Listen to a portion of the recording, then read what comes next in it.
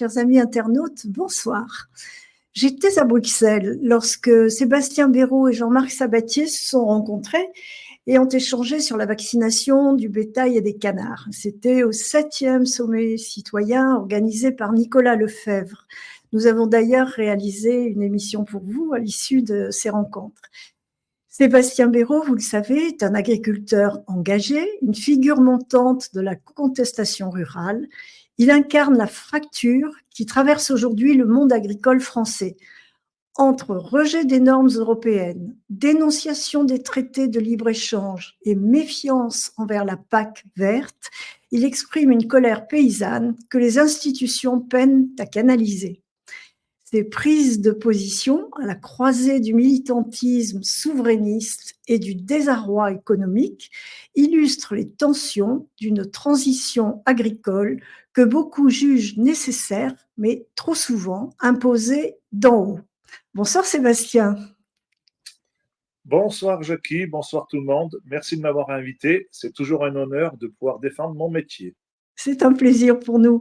Alors, es-tu en accord avec cette présentation? As-tu des corrections ou des compléments? Très bonne présentation. Alors aujourd'hui, 16 octobre 2025, deux événements que je vais te demander de commenter. L'agriculteur qui a été accusé de tapage nocturne pour avoir nourri ses vaches à 6 heures du matin, vive les Parisiens en goguette, et deux motions de censure qui viennent d'être rejetées. Ce sont celles déposées contre le gouvernement de Sébastien Lecornu. L'une déposée par LFI, la France Insoumise, 271 voix contre 289 requises. Il manquait donc 18 voix. Et l'autre par le RN, Rassemblement National, 144 voix pour 289 requises, donc largement insuffisantes. Et Annie Genevard est reconduite comme ministre de l'Agriculture. Quelle est ta réaction? Bon, je vais commencer par l'agriculteur parce qu'on a l'impression de rêver, mais ce n'est pas un rêve. Donc aujourd'hui en France, eh bien, quand on est des travailleurs, eh ben, moi j'en sais quelque chose, on risque l'amende et on risque les tribunaux. Donc cet agriculteur, eh bien, à 6 heures du matin, il nourrissait ses vaches. Mais on nourrit plus les vaches à la main comme avant dans le temps. Mais là, souvent, on utilise le tracteur. Ça fait un petit peu de bruit. C'est normal. C'est des moteurs diesel. C'est pas des moteurs électriques.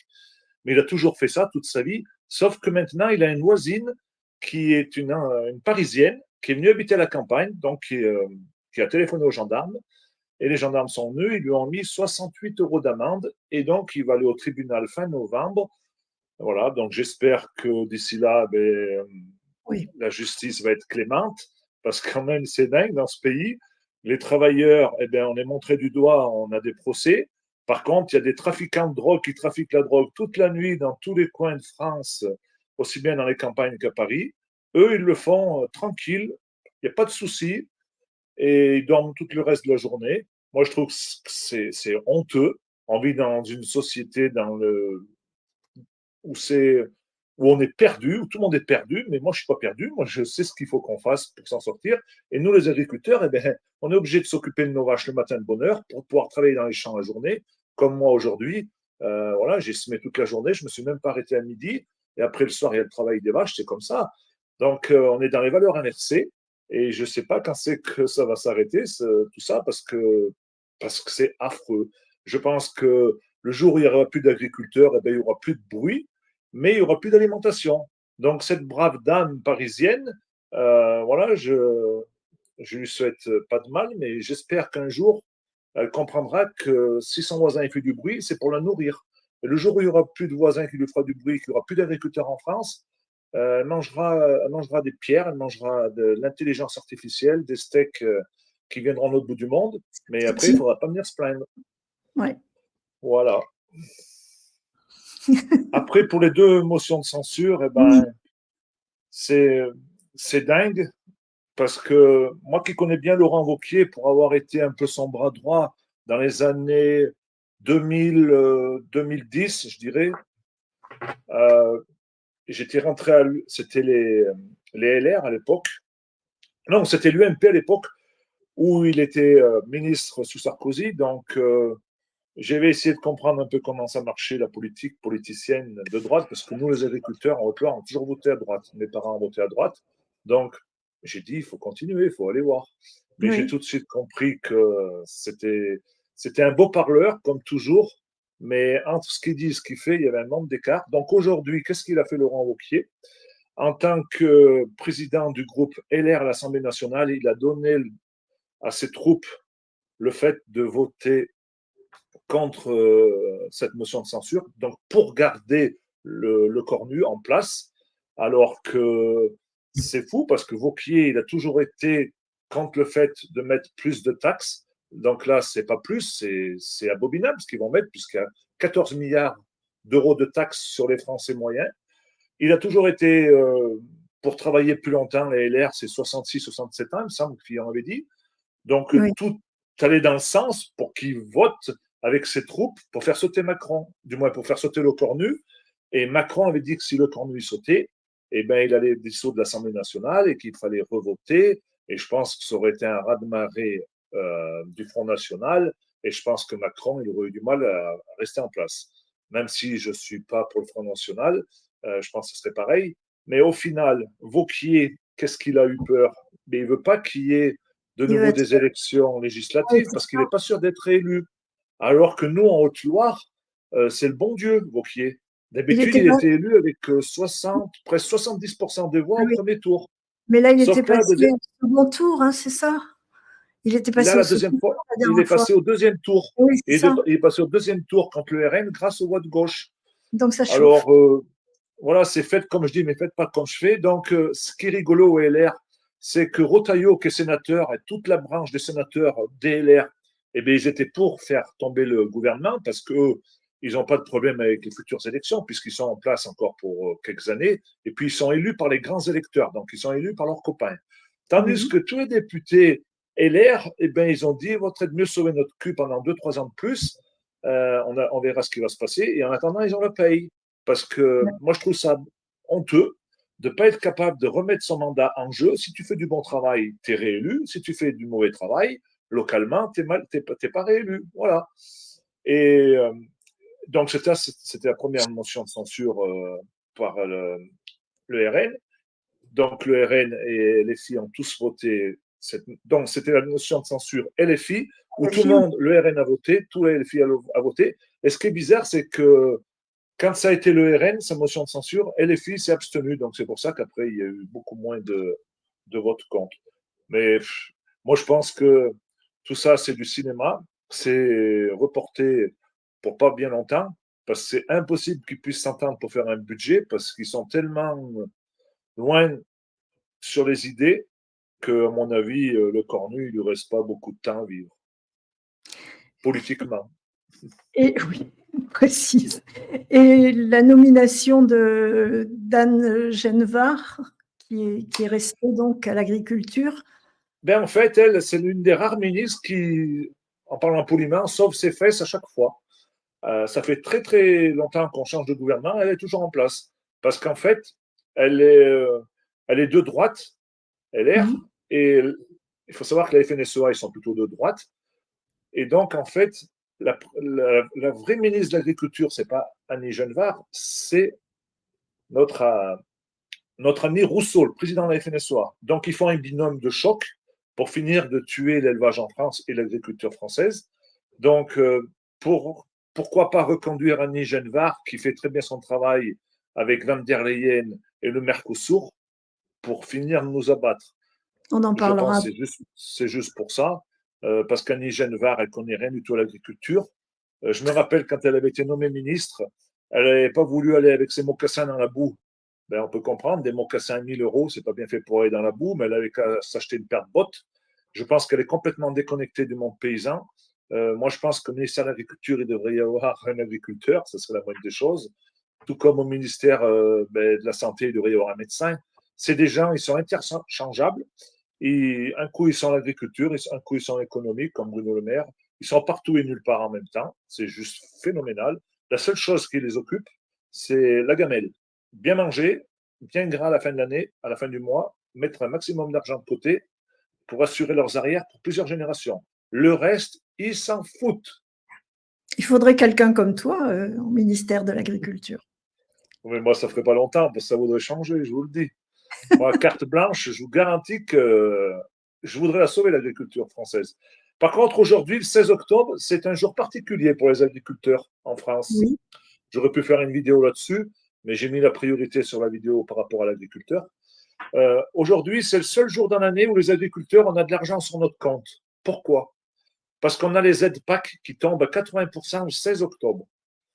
Et le 17 octobre, eh ben, l'argent, il ne sera plus parce qu'on va payer nos dettes fournisseurs et nos avances prêts. Parce que souvent, on avance l'argent, la banque nous avance l'argent. Donc, le jour où les aides PAC tombent, le jour même ou le lendemain, ils se resservent. Donc, en fait, on est riche un jour dans l'année. n'importe quoi. Et dans l'actualité des derniers mois, il y a la date du 28 juillet 2025 où l'Assemblée nationale a adopté la fameuse loi du plomb. Tu peux nous en parler, tu dis, s'il te plaît? Donc, je pense que là aussi, je suis très bien placé pour en parler. Et moi, j'aime Oui, bien parler de ce que je sais, de ce que je connais. Donc, oui, Laurent Duplon, c'était un ancien copain, très, très grand copain. Je l'ai accueilli dans mon village parce qu'il était originaire de Saint-Étienne. Il était fils d'ouvrier. Donc, il était venu en stage chez mes voisins. Et puis après, il a fini par épouser la fille. Donc, on travaillait ensemble. On devait réunir nos deux exploitations. Mais Dieu merci, mon père, à l'époque, n'a jamais voulu. Il a voulu qu'on garde notre exploitation à taille familiale et à taille humaine. Donc, à l'époque, déjà, Laurent Duplon, il voulait qu'on réunisse nos deux exploitations pour que je fasse l'ensemble du boulot et que lui fasse sa politique. Ça, je vous parle dans les années 1999-2000. Donc, ça fait 25 oui, ans en arrière. Donc, il avait déjà l'idée de se servir du monde agricole pour faire de la politique. À l'époque, il voulait être député. Il s'est présenté aux législatives, mais il n'est pas passé. Donc, après, il s'est rapproché de Laurent Wauquiez. Euh, et Laurent Wauquiez, vu qu'il fait la pluie et le beau temps dans le département, Laurent Wauquiez, avec ses petits copains, ils l'ont mis sénateur. Donc, mais avant d'être sénateur, il a monté tous les échelons de la FNSEA. C'est pour ça d'ailleurs qu'on s'est fâché. Au niveau syndical, on n'était vraiment pas sur la même longueur d'onde. Donc, après avoir été à la Chambre d'agriculture FDSEA de Haute-Loire, il a été président du groupe laitier plus important coopératif de France. Après, il a été maire de Saint-Paulien. Il a géré les fonds du leader en Haute-Loire. Et après, en étant sénateur, il a été responsable de la commission agricole au Sénat. Et il y a 3-4 ans, il est parti avec la commission agricole du Sénat en Amérique.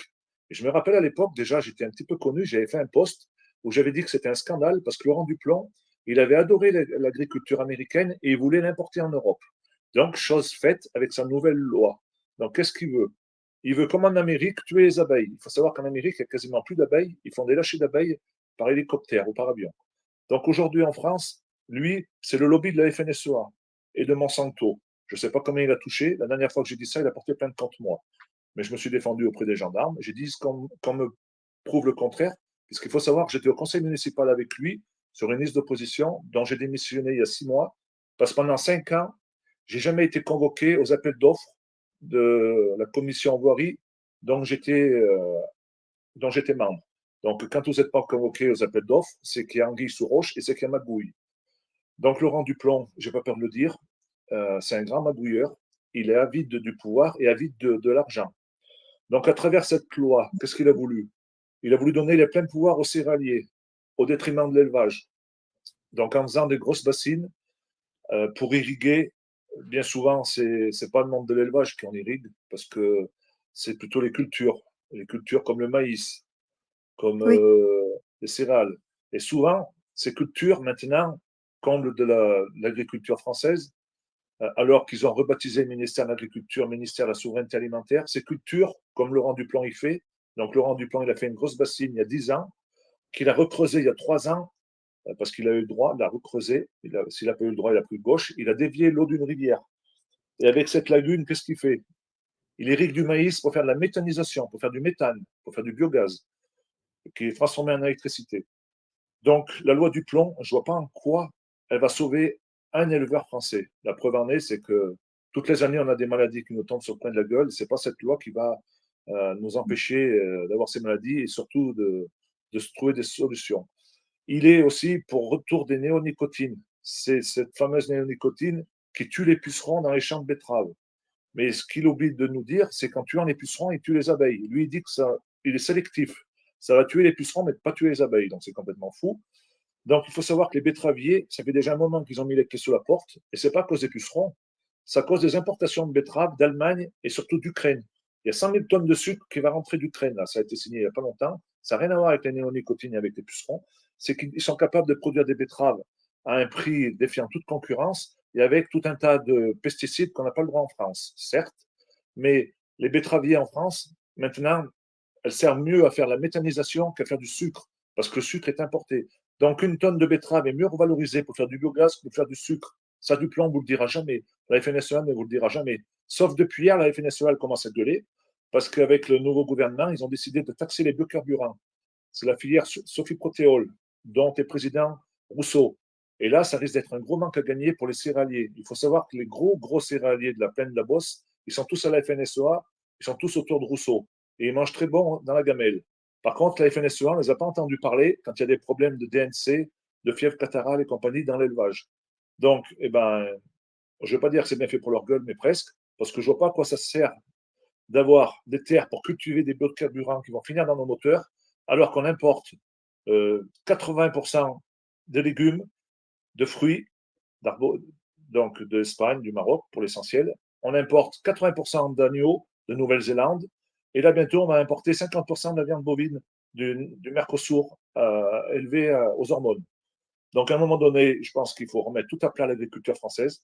On n'a pas besoin de faire toute cette gadget d'éoliennes au milieu de nos champs, de méthanisation, de panneaux photovoltaïques au milieu de nos champs. Il faut cultiver des biens de consommation pour alimenter nos Français. Voilà. Donc, cette loi du plomb, pour moi, c'est une utopie. C'est se foutre de la gueule des paysans. Et c'est juste pour faire tourner Monsanto et pour rendre service à la FNSEA qui sont un peu aux abois parce qu'ils perdent beaucoup de leurs adhérents. Mais, mais voilà, c'est dingue. En Chine, ça.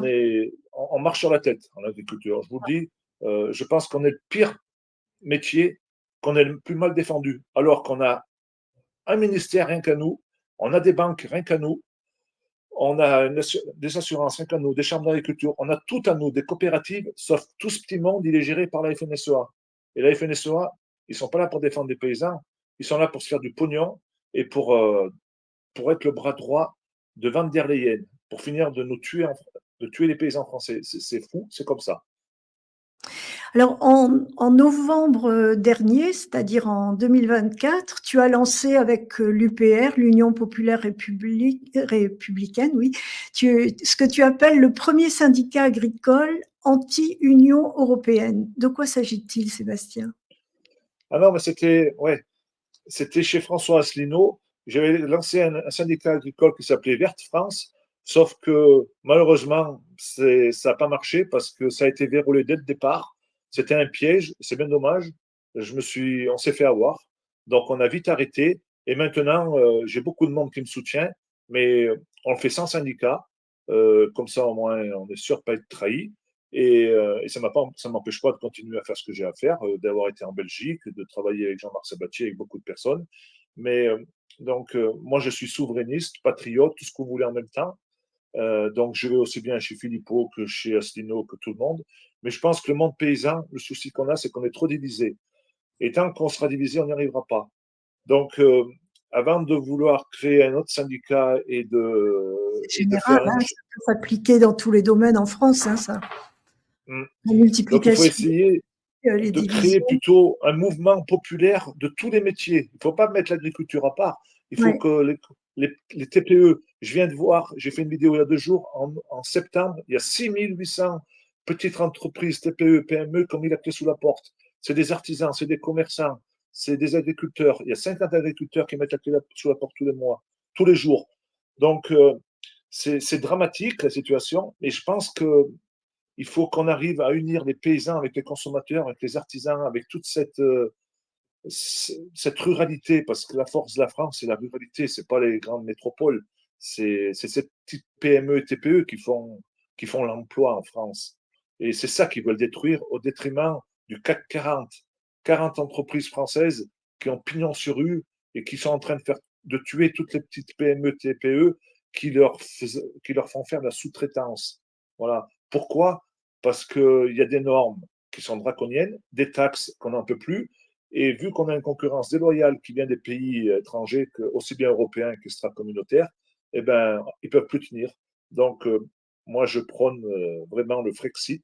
Ça serait la solution à 98% des problèmes, aussi bien politiques, économiques, financiers et surtout de souveraineté, parce qu'il faut arrêter de nous parler de souveraineté alimentaire quand on fait tout le contraire, quand on signe des accords de libre-échange 2 ou 3 fois par an, ça ne peut pas marcher. Donc, le nerf de la guerre, c'est de sauver l'agriculture et la ruralité.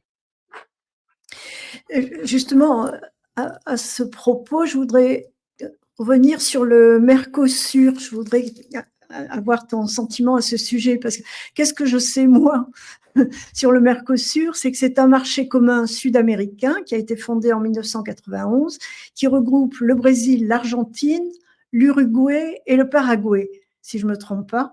Il vise à faciliter les échanges économiques entre ses membres. Alors, il y a eu cet accord après 20 ans de négociations. Où en sommes-nous? 25 même, je crois. 25. Mais en fait, cet accord, c'est pour permettre aux Allemands de vendre leur berline, parce que les Allemands, ils Ah sont bon? complètement à la dérive avec Oui. leur grosse Audi, Mercedes et Volkswagen et compagnie. Vu qu'ils ont un coût de production supérieur aux Chinois ou aux Sud-Coréens, ils ont besoin d'essayer de trouver des pays, des continents émergents. Et le Brésil, c'est le parfait exemple avec l'Argentine. C'est un pays socialement qui évolue. Donc, tôt ou tard, ils auront tous des voitures comme chez nous en Europe, du moins en France. Et donc, ce qu'ils souhaitent, Van der Leyen et compagnie, il faut savoir que Van der Leyen, elle est allemande. Hein. Il faut savoir que l'Europe, depuis qu'elle a été créée, moi j'ai l'impression qu'on n'a jamais gagné la guerre, la Seconde Guerre mondiale en France, les Français. C'est l'Allemagne avec l'Europe qui ont gagné. Parce que depuis qu'on a créé l'Europe, quasiment toutes les commissions, elles sont gérées par des Allemands. Donc, tout est fait pour tirer l'Allemagne. On l'a vu avec l'euro. L'euro, quand il a été fait, l'Allemagne, elle est partie avec le double d'argent que le français moyen, puisque le Deutsche Mark était bien plus coté. Ils sont partis avec 80 000 euros d'avance sur les Français. Donc, ils ont toujours gardé cette avance. Et aujourd'hui, ils ont un problème, c'est qu'avec la Russie, ils n'ont plus de gaz russe et ils ont un coût de production très fort. Donc, l'année dernière, je suis parti en vacances au Brésil pour aller essayer de comprendre ces accords de libre-échange du Mercosur. Oui. Donc, j'ai discuté avec des agriculteurs là-bas. Donc, là-bas, il faut savoir que la moitié du Brésil, à peu près, c'est des forêts amazoniennes, des très bonnes terres. Et aujourd'hui, le Brésil est capable de nourrir 1 milliard d'habitants. Donc, très facilement, il peut en nourrir 2, 3 à l'avenir. Oui. Et c'est pour ça que l'Europe, c'est un marché d'avenir pour eux. Parce que là-bas, il faut savoir qu'au Brésil, ils sont dans un climat tempéré où ils arrivent à faire 3 cultures la même année dans la même parcelle parce qu'ils ne gèlent jamais. Donc, une année, ça a 12 mois, ils font 3 fois 4, 12. Il faut à peu près 4 mois pour faire une culture de blé, 4 mois pour faire une culture soja et 4 mois pour faire du maïs. Donc, Oui, tu alternes les cultures, donc la terre reste enrichie, c'est ça? ben, en fait, quand ils déforestent, elle est très bonne, la terre, parce qu'il y a beaucoup d'humus. Oui. Sauf qu'il y a beaucoup de terres qui surexploitent et dans quelques temps, dans quelques années, elle aura du mal. Parce qu'il faut savoir qu'en chaque culture, c'est ça qui a été bien, j'y aille là-bas, ils passent 5 litres de glyphosate à l'hectare. Donc ils la brûlent, ils brûlent la terre pour pas labourer, pour faire du semi-direct, pour gagner du temps. En chaque culture, un agriculteur qui a, mettons, 200 hectares, eh bien, il faut qu'il passe en 8 jours, il faut qu'il arrive à tout préparer son sol. Donc, il ne laboure pas, il brûle le sol, il passe avec des semis-direct de grande largeur pour semer. Parce qu'il faut qu'il perde un minimum de temps entre 2 cultures pour pouvoir avoir leurs 3 productions. C'est comme ça, À c'est long incroyable. terme, à long terme, ça ne donnera rien de bon, ça, il n'y aura plus rien. À long terme, oui, ils auront du mal. Mais vu que le Brésil, c'est quand même aussi grand que l'Europe, je pense, c'est très, très grand. Donc, il y a beaucoup de forêts amazoniennes. Ils ont quand même un bon climat. Ils apporteront de l'engrais. Voilà. Je pense que à très long terme, ils vont tuer leur sol. Mais pour le moment, voilà, ils peuvent produire monts et merveilles. Mais sauf que les Brésiliens, ils ne sont pas plus fous que nous. Le Brésilien moyen, qui a un pouvoir d'achat correct, s'il peut acheter une voiture sud-coréenne ou chinoise 3 fois moins chère qu'une voiture allemande, il ne va pas se gêner. Donc, moi, j'y crois pas trop à leur accord de libre-échange avec le Mercosur, avec l'Argentine, le Brésil, parce que les voitures allemandes, elles sont trop chères et, euh, et elles seront toujours chères. Et il y a des pays émergents comme la Chine, l'Inde, ils auront besoin aussi de nourriture demain. Et je pense que les Sud-Américains, ils auront un marché très accessible avec ces pays-là parce qu'ils font partie des BRICS, le Brésil, avec Oui. l'Inde, avec la Russie, avec la Chine. Donc j'ai l'impression que l'Europe, on navigue un peu contre courant, on fait tout à l'envers, mais moi j'ai bon espoir que l'humain il soit plus intelligent que les Européens, parce que les Européens sont sous gouvernance américaine, il ne faut pas l'oublier. On sait très bien que les Américains et les Chinois, c'est la guerre depuis tout le temps. Et je pense que le Mercosur, s'ils peuvent rendre service aux BRICS, à mon avis, ils vont le faire. Maintenant, il faut savoir qu'en France, il manque énormément de viande. Donc, il va falloir trouver une solution. Pourquoi il manque de la viande? Parce qu'il y a des maladies. Chaque année, il y a des maladies en France. Parce qu'ils ont décidé d'éliminer les troupeaux. Il y a 3 ans de ça, ils ont dit qu'en France et en Europe, 30% des effets de gaz à effet de serre venaient de l'élevage. 30%. Ils se foutent de notre gueule. Oui. Parce que les vaches, elles pètent trop, elles rotent trop, elles dégazent trop, elles font trop de Oui. CH4. Alors qu'il n'y a jamais eu aussi peu de vaches en France. Il y a des régions entières où il n'y a plus une vache. Vous prenez toute la Beauce, tous les Pyrénées, partout où ils font de la céréale, de la culture, de la monoculture, il n'y a plus de vaches, il n'y a plus de moutons. Avant, il y en avait partout de la polyculture. Parce que les anciens, ils avaient des animaux pour faire du fumier, pour mettre dans leurs champs. Ils n'avaient pas d'engrais. Aujourd'hui, maintenant, il y a les engrais chimiques. Et donc, tout ce qui est labourable, c'est labouré pour faire des cultures. Donc, il n'y a plus d'élevage. L'élevage, maintenant, il est concentré dans le Massif central, un petit peu en Pointe-Bretagne et dans les Alpes. C'est très simple. Donc, comme par hasard, l'année dernière, dans le Massif central, on a eu la fièvre catarrhale, qui a éliminé des troupeaux entiers de moutons, d'ovins et des vaches. Cette année, c'est la fièvre, c'est la dermatose modulaire contagieuse, la DNC, dans la Haute-Savoie, dans des races comme la Montbéliarde, la Tarine, l'Abondance, des troupeaux à taille humaine, à taille familiale, des races très rustiques. Et ils sont en train de les tuer. Il y a un cas positif, ils tuent tout le troupeau. Sauf que la maladie, elle se propage. Et ils tuent toujours. Ils ont tué des milliers de vaches. Mais La on seule aurait chance pu qu'on peut soigner. avoir en On cette aurait pu- saison, c'est qu'on arrive bientôt au mois de novembre. Donc, Oui. il va faire froid. Donc, il y aura de moins en moins de moustiques qui vont piquer les vaches. En fait, ce n'est pas les vaches qui sont contagieuses d'une vache à l'autre. C'est le moustique qui pique plusieurs vaches et qui leur font avoir des bosses. Mais il faut les soigner, les vaches. Il ne faut pas les tuer. C'est Ben oui. complètement fou. Il y a En des Inde, méthodes préventives, non? Je t'ai entendu dire faire des oui, courants il d'air. existe, mais il faut tuer déjà les insectes, il faut mettre des insecticides sur les vaches, il faut soigner les vaches. Moi, il y a quelques années, j'étais allé en Inde pour comprendre comment ils faisaient. Parce qu'en Inde, ils ont, un, ils ont un avantage sur nous, c'est que la vache, elle est sacrée. Et moi, producteur de lait et de viande, pour moi, la vache, c'est ce qui me fait vivre. Donc j'ai été voir là-bas pourquoi la vache était sacrée. La vache, c'est un dieu. Sur la route, la vache est prioritaire. Comme chez nous, sur les passages piétons. Et les passages piétons, ils ne sont pas marqués par terre, il y en a partout des vaches. Il y a des millions de vaches. Je crois qu'il y a 100 millions de vaches au Ah oui, Brésil qui se promènent, qui vagabondent. Et vous n'avez pas intérêt à toucher une vache et avoir un accident avec une vache parce que vous êtes mort. en Inde, Donc en Inde. là-bas, ils ont eu la DNC, ils l'ont eu là-bas. Ils l'ont régulièrement, puisque les vaches, elles se contaminent d'une à l'autre, puisqu'elles vagabondent de partout. C'est comme chez nous avec les animaux sauvages. Oui, Donc, qu'est-ce qu'ils ont là-bas? Ils ont des hôpitaux à vaches. C'est comme ça. La vache est sacrée, donc ils ont des dispensaires. C'est un hôpital à vaches. J'ai été en visiter. C'est que incroyable. pour les vaches. Voilà. Il faut savoir que là-bas, ils sont très croyants au bouddhisme. Et pour aller au paradis, ils font des offrandes. Donc, il y a beaucoup de gens, ils ont pas beaucoup d'argent. L'Inde, c'est supposé être un pays pauvre. Et Oui, bien, le peu qu'ils ont, ils le donnent en offrande pour leur Dieu. Et ce Dieu, ces offrandes, elles servent à soigner les vaches. C'est comme ça. Comme chez nous, à une époque, quand on était bien catholique, eh ben, on faisait des offrandes pour aller au paradis. Moi, oui, aujourd'hui, moi, aujourd'hui, je souhaite aller au paradis. C'est pour ça que je fais les offrandes en étant avec vous et en dénonçant à fond le système. Parce bien sûr. que, parce que moi, la seule justice qu'il y a en France et dans le monde, c'est pas la justice des tribunaux, c'est la justice divine. À la fin de notre vie, si vous avez fait le bien sur terre, vous allez au paradis. Si vous avez fait le mal, vous irez en enfer. Et mon avantage, c'est que tout ce que je dénonce, je pense que plus tard, je les aurai pas avec moi, parce que je pense qu'ils iront en enfer. Et on est de passage sur Terre, donc autant vaut faire le mieux qu'on peut pour passer les restes de son éternité, je sais pas où, mais j'ai pas envie de finir dans le feu. Et moi, j'ai beaucoup appris quand je suis allé en Inde et au Brésil par rapport à la religion, parce que c'est des pays très, très croyants. Et moi, enfant de paysan, on a toujours été croyants. J'allais à la messe tous les dimanches avec ma grand-mère, j'étais enfant de chœur, j'avais été voir le pape à Saint-Jacques-de-Compostelle, j'étais très croyant. Sauf qu'après, en grandissant, en étant enfant dans le travail, j'ai perdu cette croyance, j'ai perdu la spiritualité.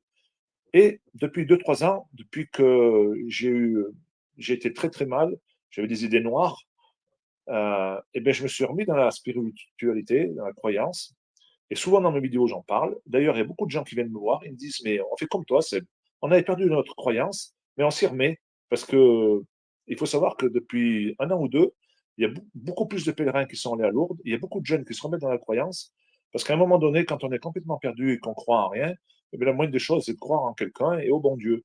Et le problème, c'est que pendant des années, cette croyance, l'humain est fait pour croire en quelque chose. Mais souvent, la spiritualité a été remplacée par un mode de. En France, ben, vous aviez le Matérialiste. véganisme, vous aviez. Il y a plein de croyances qui sont arrivées. L'écologie, la politique, la franc-maçonnerie, tout ça, c'est devenu des croyances Le wokisme, hein, pour le détruire wokisme, la religion catholique. Et oui. la laïcité en France, je déborde un peu, mais tout est lié. Non, La non, bien sûr. laïcité, la laïcité, c'est pour détruire la religion. Alors que la France, elle n'est pas laïque. La France, elle est catholique. Parce que la France, c'est la fille Regarde, aînée de l'Église. oui, regarde en Corse, ils nous l'ont bien montré. Avec Mm. l'interdiction de la croix, ils ont dit, vous nous interdisez une croix, on va en planter 100. Mais je crois qu'à l'avenir, je vais appuyer bien là-dessus. Je vais faire des vidéos en disant que la France n'est pas laïque. La France, c'est la fille aînée de l'Église. Et Oui, je vais prendre des procès sûrement, et ça, je m'en fous. Moi, à un moment donné, il faut s'affirmer dans la vie. Parce que moi, je me rappelle, quand j'ai le cafard, c'est souvent que je vais, pas rêver, hein. Des fois, je veux pas, des fois, je fais des vidéos pour me changer les esprits. Je pense souvent à mes anciens, à nos anciens, qui étaient très, très croyants. Mes grands-parents, ils allaient à la messe de minuit, dans la neige, à pied. Il y avait 3 kilomètres à faire. Nous, aujourd'hui, on n'a même pas le courage d'y aller, alors que la messe, elle est à 6 heures du soir, on y va en voiture. Donc, il y a un problème. Donc, il faut qu'on retrouve cette spiritualité. Et en faisant ça, on va faire tomber tous ces politiques francs-maçons, parce qu'ils sont tous vérolés par la franc-maçonnerie, à 98%. Et je suis sûr que si le peuple français, le peuple européen, on retrouve cette croyance, peu importe la croyance, qu'on soit musulman, qu'on soit bouddhiste, chacun sa croyance. Mais moi, mm, j'ai bien vu que dans les pays pauvres, très très pauvres, que ce soit le Brésil ou l'Inde, je suis allé dans les favelas au Brésil avec un guide voir des choses que j'aurais jamais dû les voir, je les ai quand même vues.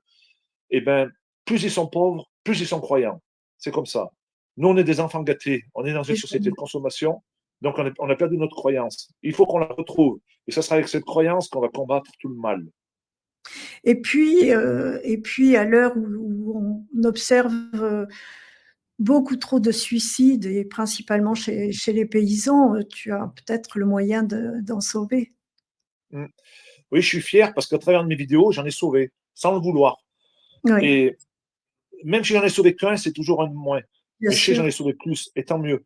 Mais moi, j'y ai passé par là. En 2020, j'ai eu des idées très, très noires. Et j'ai eu la chance d'être sur un groupe Telegram de musulmans. Parce que moi, j'aime bien m'intéresser à tout le monde.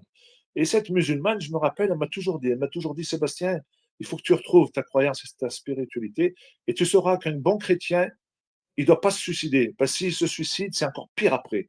Il sera au diable toute sa vie. Bon, quand j'ai entendu ça, je me suis dit, on va peut-être changer notre fusil d'épaule. Je vais arrêter de penser à mettre la corde et je vais faire des vidéos et je vais expliquer tout ça. Et Ouais. depuis, mais j'ai plus d'idées noires. Et je suis content parce que à travers mes vidéos, mais j'ai sauvé des vies.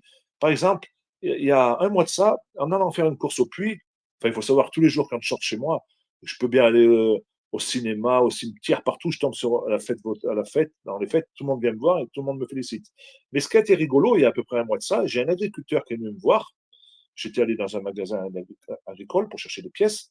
Il vient me voir, il me dit, t'es Seb, c'est formidable tout ce que tu fais.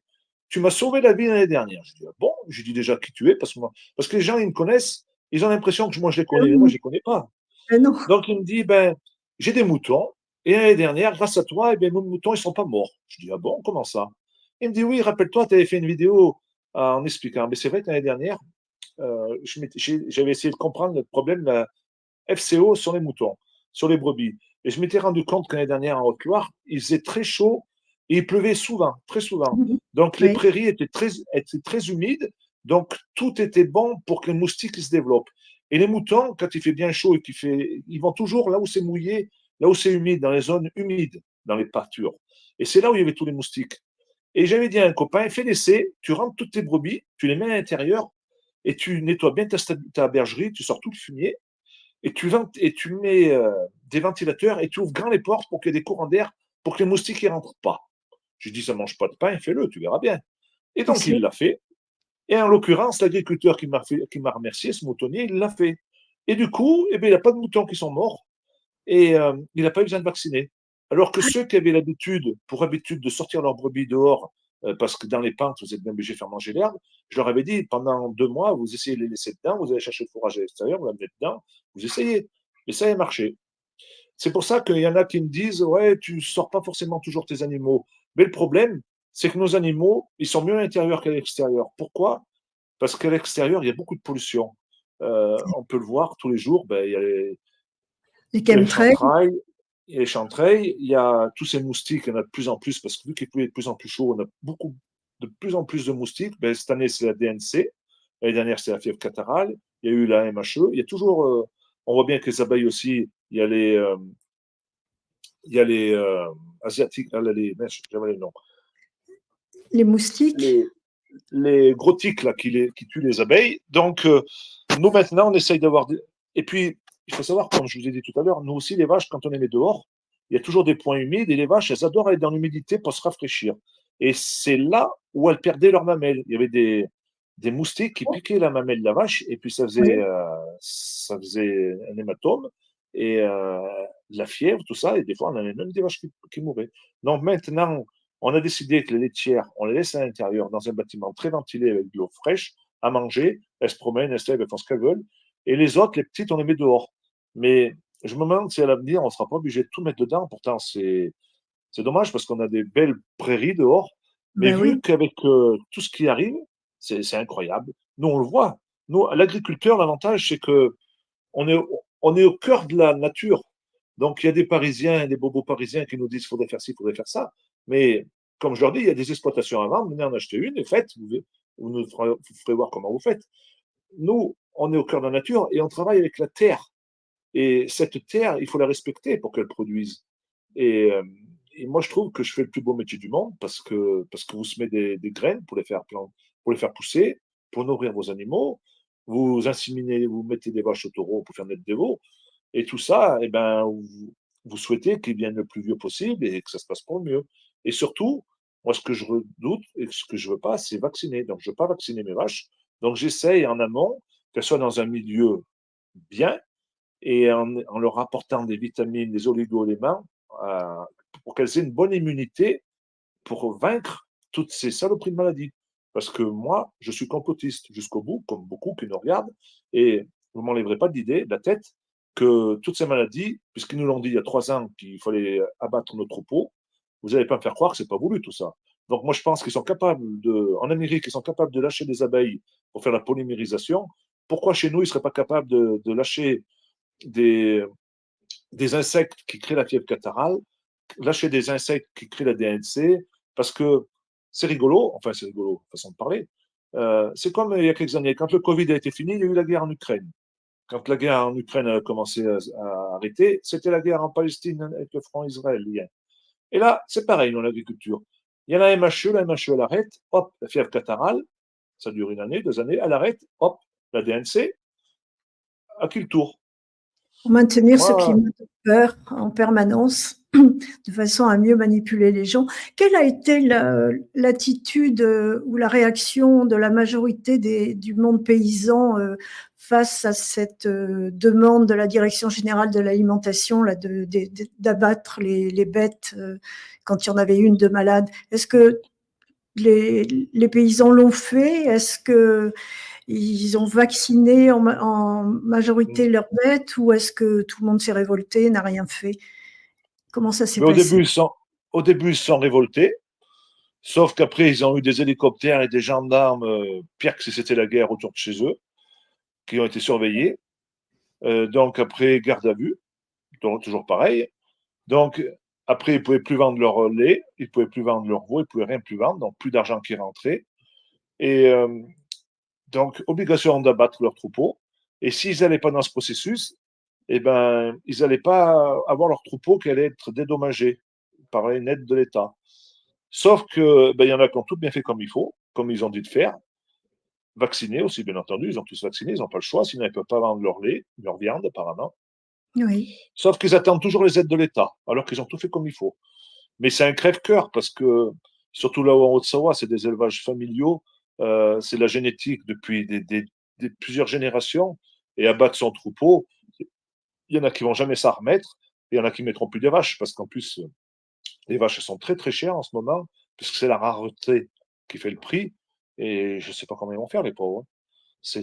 C'est un scandale. Il aurait fallu vraiment que tous les agriculteurs français aillent les soutenir et qu'on dise non, on n'abat pas. Mais vu que c'était un protocole, c'était comme ci, c'était comme ça, vous savez, c'est comme le Covid, hein. Quand ils vous disaient de rester chez vous, vous sortiez, vous preniez une amende, à force d'en prendre, ben, et puis il y a toujours un doute, d'avoir peur que la maladie elle soit vraiment contagieuse. On s'est oui. bien rendu compte que en Italie, en Suisse, eh ben, ils abattaient pas systématiquement les troupeaux et qu'ils soignaient les vaches. Donc, nous, en France, on veut toujours laver plus blanc que blanc. Et puis, Macron, c'est le bras droit de Van der Leyen. Macron, il veut prendre sa place, donc il faut qu'il fasse l'exemple. Mais au final, on perd notre souveraineté, on perd les agriculteurs, on perd tout, hein. Alors tout à l'heure, tu as fait allusion à la PAC, la politique agricole commune, qui apporte des aides, si j'ai bien compris. Euh, qu'est-ce que, qu'est-ce qu'il en est aujourd'hui? Où on en est? Mais il en est que ces aides, elles ont été mises en place en 1992, la politique Oui, agricole commune. Au départ, c'était surtout pour les céréaliers. D'ailleurs, c'est pour d'accord. ça qu'ils ont arrêté l'élevage et qu'ils ont fait beaucoup de cultures, monocultures, qu'ils ont tué leur sol. Parce que mieux ils faisaient ça, mieux ils touchaient de primes. Aujourd'hui, ça a tendance un peu à s'inverser depuis une dizaine d'années. Mais en même temps, les aides, elles ont tendance à baisser. Et en fait, les aides PAC ont été mises en place pour permettre aux consommateurs d'acheter des produits à prix plus bas, moins cher. Et puis pour nous permettre aux agriculteurs français et européens d'exporter, pour avoir une bonne balance commerciale. Sauf que ça dure qu'un temps, ça, parce que même avec les aides PAC, ça n'a jamais comblé le déficit d'argent qui nous manque en vendant nos produits. Surtout quand on a des charges qui ont flambé. Quand pendant des années, vous vendez vos produits en dessous du coût de production et que vous touchez des aides qui payent pas la différence, au bout d'un moment, ben, ça fait plus. Vous n'y arrivez plus. Et moi, je pense qu'il aurait mieux valu qu'on adapte notre production, faire des quotas, comme quand il y avait des quotas, on produisait ce que les consommateurs avaient besoin, mais à un juste prix, à un prix au-dessus de notre coût de production, pour avoir des paysans demain. Ben Et on a oui. fait tout le contraire, et en faisant tout le contraire, pourtant il y en a qui n'ont jamais touché autant des aides, et ils sont quand même suicidés, ils ont quand même disparu. Il y a des pans entiers de l'agriculture, comme je vous ai dit tout à l'heure, l'arboriculture, le maraîchage, les ovins, maintenant les vaches, sont en train de disparaître en France. Et au profit de grosses exploitations qui font de la céréale, et même pas pour vendre ou pour faire du pain, pour faire de la méthanisation, pour faire des biocarburants. En général, les champs de colza que vous voyez en France, c'est pas pour faire de l'huile de colza, c'est pour faire de l'huile qui va finir dans les moteurs. C'est quand même fou. Et nous, l'huile, on l'importe pour mettre dans la salade. C'est dingue. Et Ah oui, les oui. aides PAC, eh ben, on se réjouit de les toucher, parce que si on ne les touchait pas, on n'arriverait pas à vivre. Mais il faut savoir que on touche à peu près 10 milliards en France et on donne 27 milliards à l'Europe, la France. Donc on est déficitaire. Et sur les 10 milliards, il y en a beaucoup qui se sucrent au passage. Il y a les chambres d'agriculture, il y a les collectivités, parce que maintenant, même les collectivités, elles touchent des aides PAC, c'est fou. Et donc, ce qu'il y a avec les aides PAC aussi, ils nous tiennent, ils nous imposent des normes qui sont absurdes, parce que en général, les produits que vous consommez, vous, ils viennent de l'étranger, ils n'ont aucune norme. Donc, toutes ces normes nous ont fait qu'on n'a pas été compétitifs et qu'on a disparu aussi. Les normes, aussi bien françaises qu'européennes. Mais Oui. en France, on a un coût du travail qui est très très cher. parce qu'on paye beaucoup de charges sociales. Donc, le maraîchage et l'arboriculture, c'est beaucoup de travail, de cueillette. Déjà, ils ne trouvent plus personne et quand ils trouvaient, ben, ça coûtait cher la main-d'œuvre. C'était entre 10 et 15 euros. Quand en Allemagne ou en Espagne, ils font travailler la, la main-d'œuvre étrangère à 2, 3, 4 euros, des Polonais, tout ça. Donc, ben, au fil du temps, on a fait disparaître la paysannerie en France et il faut vraiment que ça s'arrête tout ça et qu'on retrouve un semblant de positivité pour essayer d'installer des jeunes parce que le problème, c'est qu'on ne renouvelle pas nos générations Prise, et oui. on a à peu près 40% des agriculteurs, au moins 35% dans l'élevage, qui vont prendre leur retraite d'ici à 2030, 2032. C'est C'est demain. demain, Oui. c'est demain. Donc ces terres, elles vont partir où? Elles vont partir à l'agrandissement. Elles vont partir pour mettre des panneaux photovoltaïques, des éoliennes. Et elles vont pas partir pour installer des jeunes, parce que maintenant, un jeune, Ah, elles ne sont le- pas le- rachetées par des grands groupes, par des banquiers qui si, veulent en tirer du profit, faire de l'argent avec, et qui ne pensent pas si, du si, tout à il y a nourrir ça, le. mais c'est pas pour faire des biens de consommation. Il y a les Chinois qui ont beaucoup acheté euh, pour avoir du vin, pour avoir de la viande, pour emmener chez eux. Mais au final, c'est pas la solution. Il faut qu'on installe des jeunes. Et pour installer des jeunes, il faut que ça soit rentable. Et il faut qu'ils aient une vie sociale, à peu près comme tout le monde. Même si ce sera impossible de travailler 35 heures et 5 semaines de congé. C'est impossible. Nous, dans le métier, c'est minimum 70 heures de travail par semaine et une semaine de congé encore. Et du lundi au dimanche compris. Voilà, moi, cette année, je suis pas parti parce que j'ai pas eu le temps. Puis financièrement, ça coûte. Je préfère mieux partir moins souvent et quand je pars, essayer de faire des voyages un peu pour comprendre le monde paysan. Et puis, il faut savoir que moi, j'ai perdu malheureusement mes parents et ma mère il y a 3 ans. Et on n'était jamais parti avec mes parents en vacances, jamais de la vie. Mes parents, ils n'ont jamais pris un seul jour de vacances. Donc, ils avaient toujours dit à mon frère et à ma sœur et à moi, ben, le jour où on sera mort, le peu d'argent que vous aurez de notre héritage, ben, vous payerez un voyage. Et c'est pour ça que, en la mémoire de mes parents, j'étais parti au Brésil et en même temps, ça m'a servi de comprendre le Mercosur. J'essaye toujours de rendre l'utile à l'agréable. Je suis comme ça, moi. J'essaye de ne pas perdre mon temps nulle part où je suis. Et j'ai remarqué aussi au Brésil, je regardais souvent le ciel, et ma femme, elle n'est pas comme moi, elle est un peu comme les autres. Elle dit, mais pourquoi tu regardes le ciel? Je lui dis, t'inquiète, je regarde le ciel. Puis à un moment donné, j'ai fini par lui dire, je lui dis, ben, tu verras que dans le ciel en Brésil, eh ben, c'est bizarre, il n'y a jamais de traînée. Il n'y avait jamais de traînée. J'ai rarement vu des éoliennes, j'ai rarement vu des champs de panneaux photovoltaïques. En fait, c'était comme chez nous il y a 30 ans. Ouais.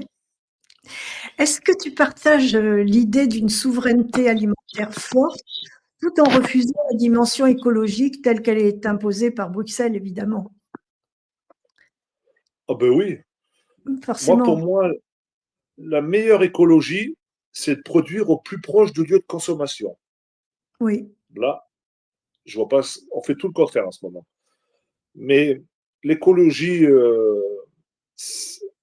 n'importe quel paysan, c'est le premier écologiste, puisque on respecte notre terre pour qu'elle produise. Si on ne la respecte pas, on sait qu'on va la transmettre aux générations futures et ils en seront embarrassés parce qu'elle ne produira pas. Et l'écologie, pour moi, c'est pas la méthanisation, c'est pas les biocarburants. Alors tout ça, ça a été mis en place par les écologies. La- la- L'écologie, c'est le bon sens paysan. C'est que les Français, déjà, ils se nourrissent, je dis, à 50% par eux-mêmes. C'est ça l'écologie. C'est que tous ceux qui ont des maisons individuelles, et Dieu sait qu'il y en a quand même pas mal en France, au lieu qu'ils aient une pelouse avec un robot tondeur qui la tond, parce que maintenant les gens n'ont même plus le courage de tondre, Un ils petit préfèrent jardin, un mieux petit ils préfèrent potager. mieux aller à la, ils préfèrent mieux aller à la salle de sport le soir pour se dégourdir, parce que ceux qui sont assis toute une journée, il faut qu'ils se dégourdissent ce soir. Là, je vais être un peu taquin. Je leur conseille à ces gens-là, déjà, ils gagneront un peu d'argent d'aller à la salle de sport ou d'aller faire du sport, qu'ils fassent un jardin. Et bêcher un jardin et le piocher, ça leur fera faire un peu de sport. Et grâce à leur jardin, ils peuvent avoir des légumes et faire des conserves. Et je leur conseille aussi de mettre des lapins et des poules. Et avec le fumier et le caca des poules et des lapins, ils mettront tout ça dans le jardin. Et quand ils mangent à midi ou le soir, ils font des déchets. Et au lieu que les déchets, ils les mettent dans la poubelle, eh bien, ils donnent les plures, tout ça, qu'ils les donnent aux lapins et aux poules. J'ai rien inventé. C'est ce qu'ils faisaient nos grands-parents. Nos parents, ils l'ont abandonné, ça, parce qu'on était dans une société après-guerre où il fallait reconstruire la France, il fallait travailler à fond, il fallait produire l'Europe, la mondialisation. Mais maintenant, il faut se recroqueviller un peu sur soi-même et je pense qu'il faut arriver à se nourrir par soi-même. C'est pour ça que je dis souvent aux Parisiens et aux Lyonnais et aux Marseillais de revenir dans les campagnes. Mais il faut accepter les contraintes des campagnes. Il ne faut pas faire comme ils ont fait avec mon collègue, avec la vidéo que j'ai fait bien aujourd'hui. sûr. Il faut accepter le chant du coq. Il faut accepter que la nuit, il y a des tracteurs qui fassent du bruit. Il faut accepter les cloches d'église. Mais en retournant dans les campagnes, ils pourront se nourrir un peu par eux-mêmes. Et ils en auront bien besoin dans quelques années. Parce que si on continue comme on fait, moi, je suis persuadé que je verrai la famine et vous aussi, vous risquerez de l'avoir, la famine. Parce que comme je vous ai dit tout à l'heure, les accords de libre-échange, ils peuvent tomber du jour au lendemain. Et un pays qui arrive plus à se nourrir par soi-même est un pays du tiers-monde. Donc, dans les campagnes, l'avantage, c'est qu'il y a la cueillette. Ben, en ce moment, il y a des pommes sauvages dans les arbres, des poires, des noix. L'été, il y a des mûriers. On a beaucoup de mûriers chez nous, des buissons, donc il y a des mûres. Il y a la pêche, il y a la chasse.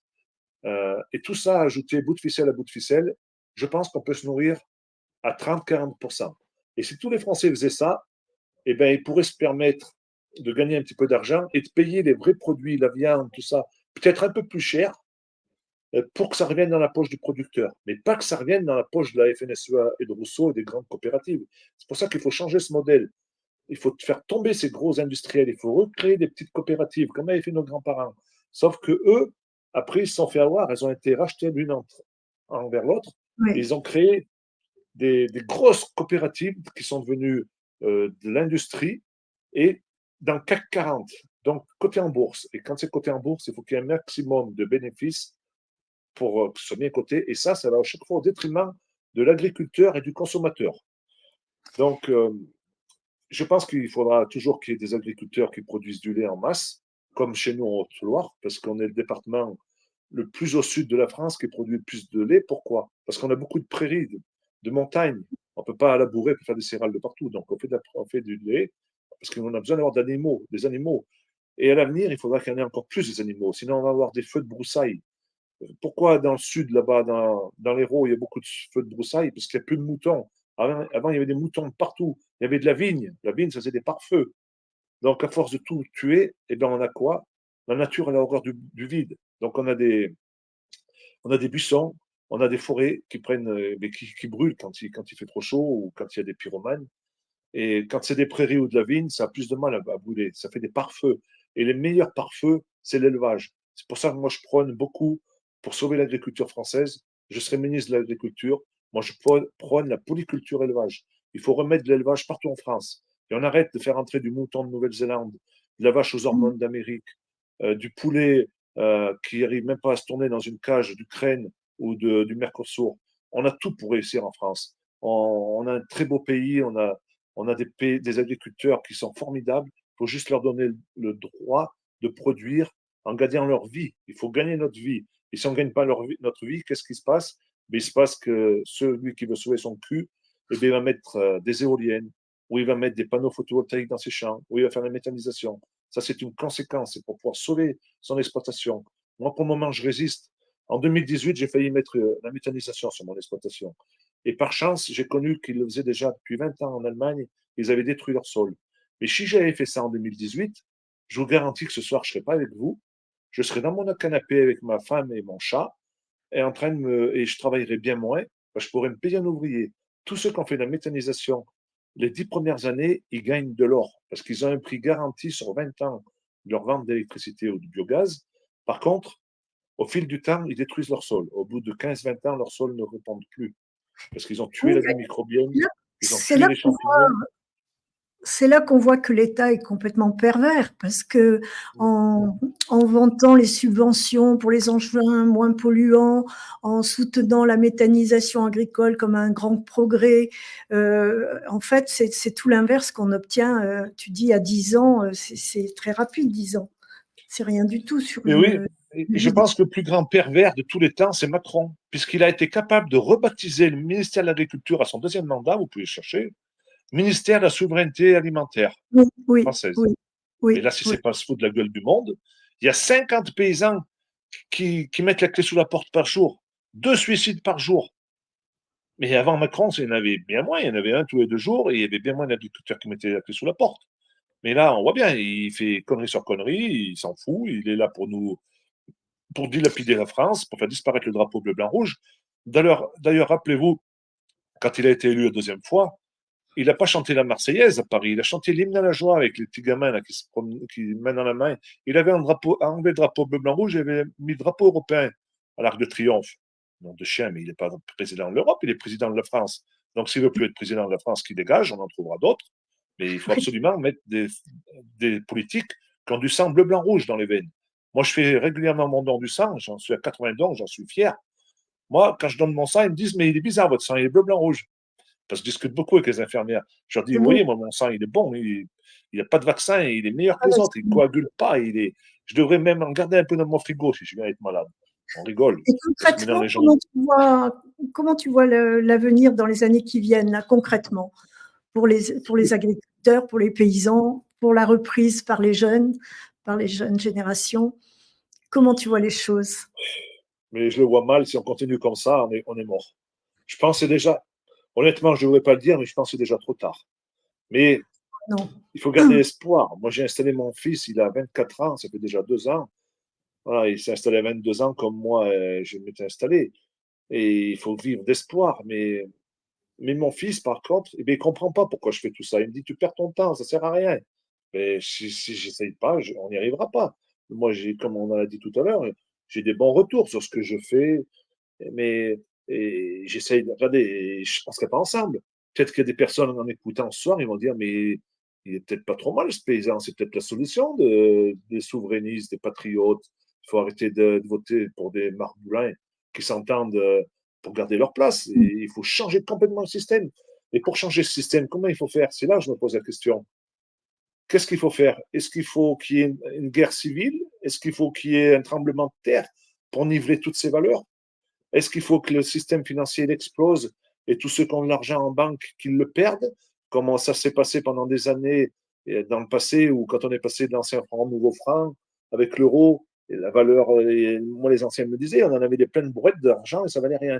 Et ça a nivelé les valeurs et ça a permis de repartir, de créer de la croissance. Je ne sais pas ce qu'il faut. Mais tout ce que je sais, c'est que si on continue comme on fait, on est mort. Ça, c'est sûr et certain, on est mort. 6 800 entreprises qui ont déposé le bilan au mois de septembre, mais ça sera pareil au mois d'octobre, pareil au mois de novembre. Mais ils vont faire quoi, tous ces gens qui vont se retrouver au chômage? Parce qu'ils ne sont pas en capacité de s'alimenter à 50-60%, comme je vous ai dit tout à l'heure. Ça, c'était la force de nos grands-parents. Même qu'ils ne travaillaient pas à l'extérieur, eh ben, ils vivaient en autarcie, ils faisaient de l'échange. Toi, tu avais des vaches, toi, tu avais des poulets, et bien, hop, on échangeait du lait contre des poulets.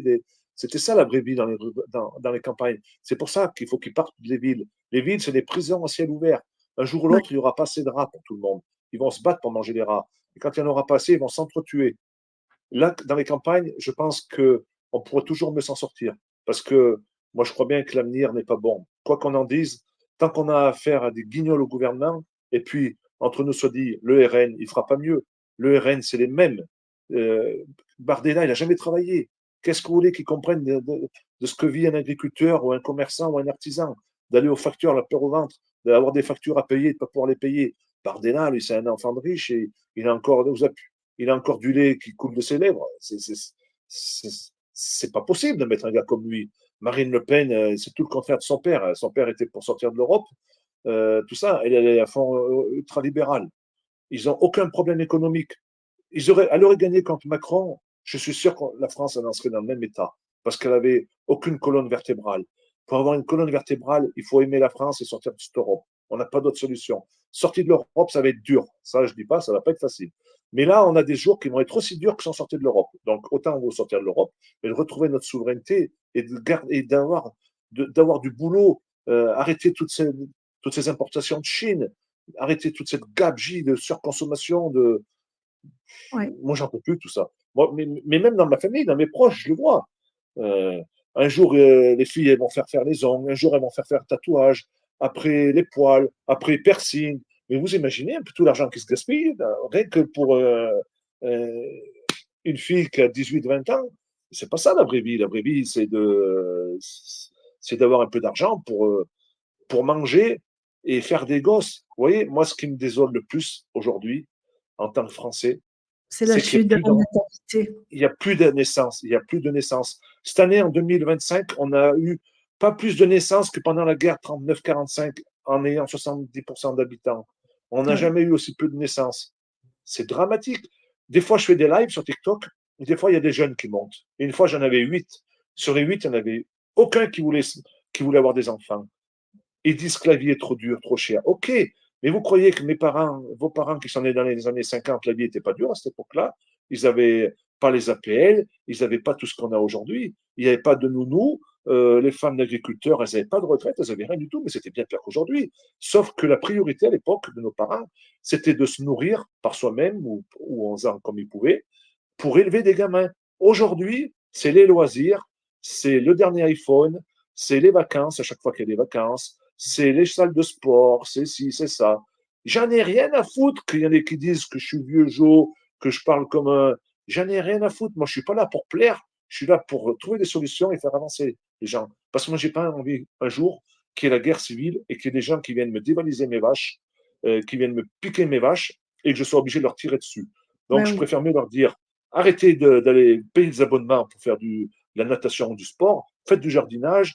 Moi, quand j'étais conseiller municipal dans ma commune, j'ai créé les jardins partagés. On en a fait une dizaine. Sur la dizaine, il y en avait 8 qui étaient à la retraite. Deux jeunes, il y en avait deux jeunes, c'est déjà bien. Et moi, je ne comprends pas que les jeunes ne se mettent pas à faire du jardinage. C'est tellement facile d'aller en grande surface et d'acheter des produits qui viennent de notre bout du monde pas cher. Mais c'est de la merde. Vous achetez le cancer. Ouais. Après, on dit il y a beaucoup de gens malades. Mais il ne faut pas s'étonner, vous mangez de la merde. Ça ressemble à quoi ces haricots en boîte, là? Moi, je les retrouve entre mille. Nous, on fait nos conserves, mais des fois, on n'en a pas assez. Quand ma femme en achète, je les retrouve tout de suite. Hein. Mais tout, les patates, c'est de l'eau. La viande, encore pire. Euh, c'est de la merde. C'est de la merde. Merci Sébastien. Merci de refuser de te taire pendant que le monde s'effrite. Et dans ta Ouais, voix mais résonne la fierté d'une France rurale qui se lève tôt, qui doute parfois, et qui continue de se battre pour sa dignité. Alors merci à toi, merci à ton courage. Et ce que j'entends, c'est que défendre sa ferme, c'est encore une façon de défendre son pays. merci à vous. Mais il faut Merci. savoir que défendre ses idées, ça coûte cher. J'ai 4 procès en cours. Donc j'espère que je ne vais pas finir en prison, sinon on m'amènerait des mandarines. Mais comme je dis, la seule justice, elle n'est pas dans les tribunaux. La justice, elle est divine. Et ça, je suis fier de ce que je fais. Je le fais pour l'honneur de nos anciens, la mémoire de nos anciens. Je me rappelle mes grands-pères qui étaient revenus de la guerre de 39-45 et mes arrière-grands-pères qui étaient revenus de la guerre de 14. Moi, je fais ma petite guerre à moi, tout seul, là, dans mon coin, mais je suis fier de le faire et je ne lâcherai pas. Tu es très suivi. Je l'ai dit plusieurs fois aux gendarmes, vous ne me ferez pas taire. Et ils sont d'accord avec moi souvent. Ils sont obligés de prendre mes dépositions. Et ce n'est pas un Ouais. souci. On va gagner. Merci Sébastien, que Dieu t'entende. Merci à vous surtout. Chers amis internautes, je vous dis bonsoir et à la semaine prochaine. Et merci encore Sébastien. Merci.